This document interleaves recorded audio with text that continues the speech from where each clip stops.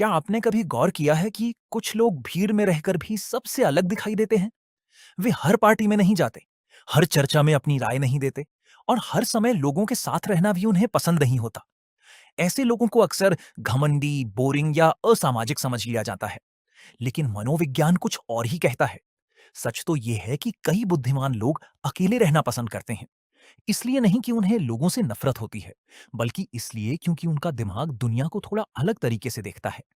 तो आखिर ऐसा क्यों होता है? Number one, they prefer thinking over noise. ज्यादातर लोग अपना समय बातचीत में बिताते हैं, लेकिन बुद्धिमान लोग अक्सर अपना समय सोचने में लगाते हैं। जब कोई व्यक्ति अकेला होता है, तब उसका दिमाग बिना किसी रुकावट के नए विचारों को खोज सकता है। इसी वजह से कई वैज्ञानिकों, लेखकों और आविष्कारकों ने अपने सबसे बड़े विचार अकेलेपन में ही विकसित किए थे। उनके लिए अकेलापन सजा नहीं, बल्कि आजादी होता है। सोचने की आजादी, समझने की आजादी और खुद को बेहतर बनाने की आजादी।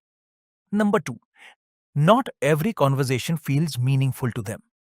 आपने ऐसे लोग जरूर देखे होंगे जो घंटों तक मौसम, गॉसिप या दूसरों की जिंदगी पर बात कर सकते हैं।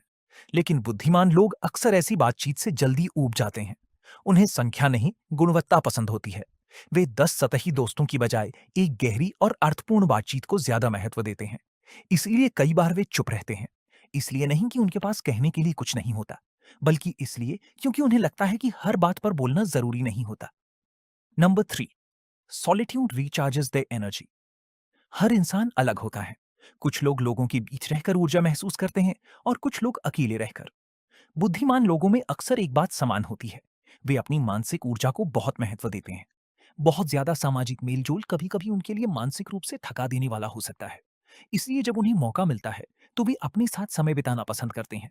किताबों के साथ, संगीत के साथ या सिर्फ अपने विचारों के साथ। ये उनका भागना नहीं होता, ये उनका खुद को फिर से तैयार करने का तरीका होता है। Number four, they seek understanding, not approval. बहुत से लोग दूसरों की स्वीकृति से अपनी कीमत तय करते हैं। कितने लाइक मिले, कितने लोग पसंद करते हैं, कितने लोग ध्यान देते हैं। लेकिन बुद्धिमान लोग अक्सर इस दौड़ से दूर रहना पसंद करते हैं। वे लोगों को प्रभावित करने से ज्यादा चीजों को समझने में रुचि रखते हैं।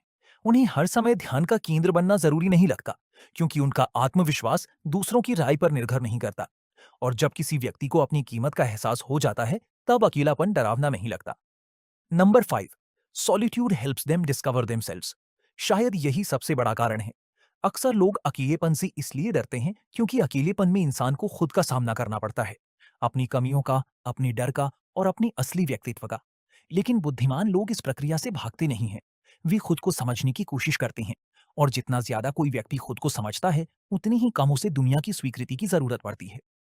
इसीलिए कई बार जो लोग बाहर से सबसे ज्यादा अकेले दिखाई देते हैं, वे अंदर से सबसे ज्यादा संतुष्ट होते हैं।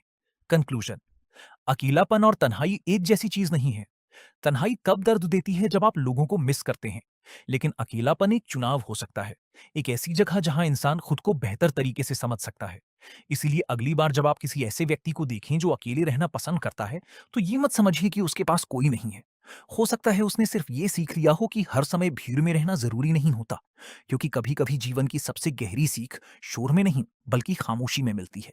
अगर इस वीडियो ने आपको खुद को एक नई नजरिए से देखने पर मजबूर किया है, तो साइकोलॉजी, ह्यूमन बिहेवियर और उन सच्चाइयों को समझने के लिए द क्वाइट फॉल को सब्सक्राइब करें, जिन्हें ज्यादातर लोग कभी देख ही नहीं पाते।